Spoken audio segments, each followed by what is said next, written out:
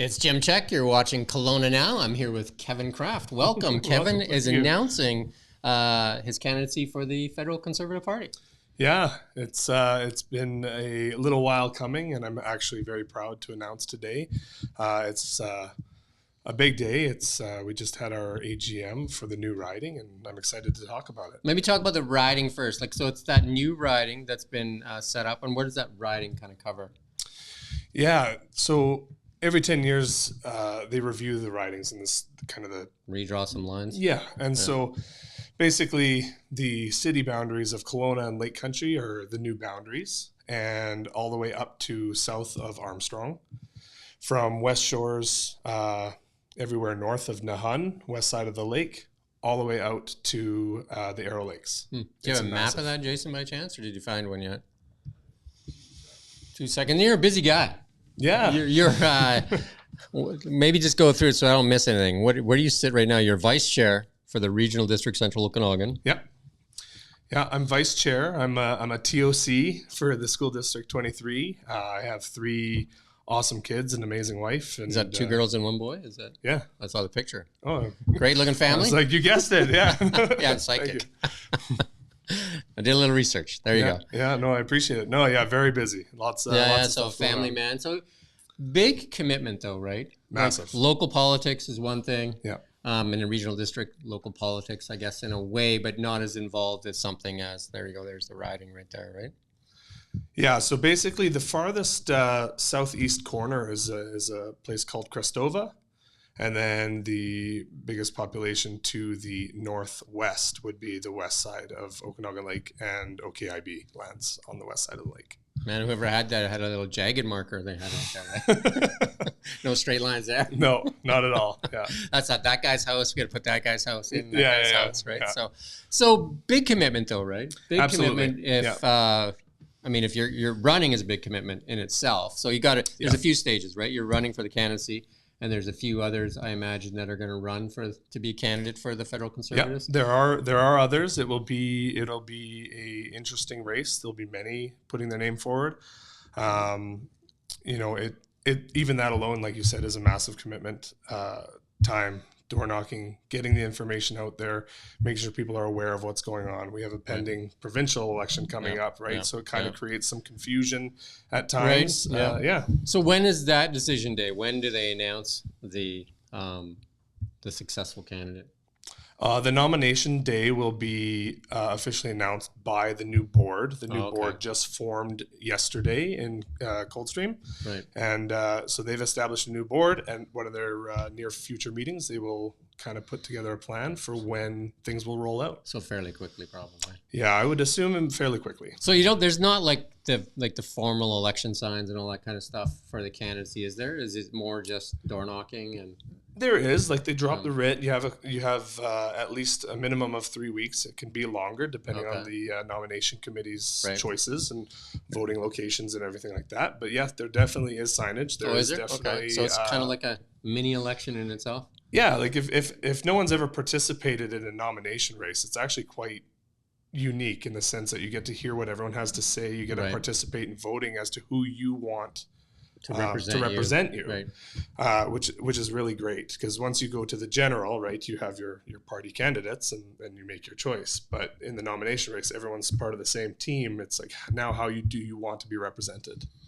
So again, back to the big commitment. Say if you get past that, that's a commitment in itself. Yep. But then the real work begins. Absolutely. And then you're running for a federal MP position, and in a successful in that's a big commitment, because that's a lot of time away, right? Yep. That's a lot of time in Ottawa. Yep. What makes you want to commit? What makes I imagine this is a family decision as well, that your wife's involved in this decision. I would not be doing this without family support. So what makes you say, okay, we need to do this for our family? What makes you do that? Well, there's so many driving factors, and I'll provide a quick example. I know someone who over the last 2 years, they've gotten a full-time job in their household. There was some ambition there where they could have some savings or pay off debt, and really looking forward to what was to come. And over the last 2 years, that addition to that household has basically meant nothing with regards to their ambitions in that regard. So there's so many things that are impacting the daily lives of young families, businesses, different industries. And I'm really looking forward to kind of being that younger voice, that younger demographic, and really pushing that representation of those exact issues that I hope to represent. I mean, you have experience because you've been on the regional district board. How long have you been on that board? I got elected 2022. Okay. So a year and a half. Yeah. Well, 2, yeah. Yeah. It is a big commitment, and I know that I can just reflect on myself when I was younger. My daughter was playing sports, and I was watching, and I was saying, oh, wow, that really looks like she's not getting coached very well. So lots of times decisions like these, big commitments, are born out of frustration. And that's what it sounds like yours is, just like watching what's happening and then saying we need to get involved to make it better. Yeah, I mean, talking with people in my community and really getting to know them, you know, there's been a couple examples of people who are retired and on pension, and they're forced back into work in order to pay for things and kind of continue on. The time commitment is very demanding, and the candidate race is one thing, but once the candidate is chosen, especially in a new riding, that is a massive responsibility to start creating all those relationships in a brand new riding. Right. And that's industry, that's different levels of government, that's the constituents of that to riding. Listen to those constituents. Absolutely. And then start representing them. What are the issues right now? Like, I mean, you and your wife obviously talk, because most families do. What are the issues that you think motivates you to go to Ottawa? Like, why you want to be there? My wife and I have known each other for 30 years, and she is my number one cheerleader, and she supports me in everything. And my kids are also excited, even though they might not comprehend the full breadth of this type of commitment. But I'm really hoping that I can motivate the younger demographic, those like me, young families, motivate the younger people who are interested in investing or starting a business, and really get involved into politics, or at least voicing their opinions and having trust in a government that will actually bring those voices to Ottawa. Yeah, because I know that I hear from lots of people right now. A lot of people are really disappointed with high inflation, high taxes, and just housing is one of the biggest concerns for people, right? Whether that's a mortgage payment or rent and stuff like that, and carbon tax, and all those things seem to be just piling up on people, and their budgets are getting more and more strained, and their politics has become part of most conversations now. It seems like, you know, whereas it used to be, you know, most people would say, I don't want to talk about politics or religion, right? But now it seems like it's a big part of those conversations because it matters so much. Yeah, it is definitely demanding more airtime at the dinner table.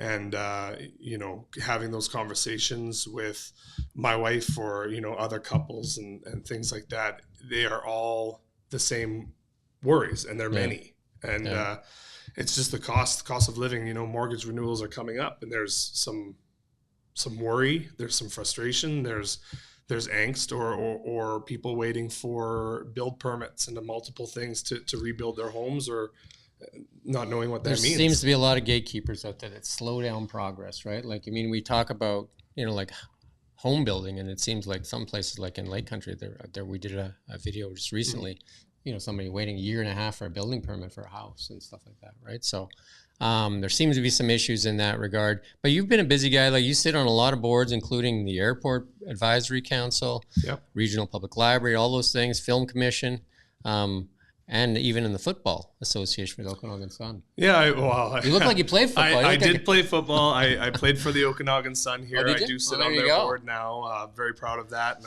I played university football at UBC and stayed in BC. Nice. So proud of that. Yeah. And you know, it's lots of times with athletes, even when we're looking to hire, lots of times we look at athletes because they know how to win, right? Do you know what I mean? Like an athlete knows what's at stake and how to win, right?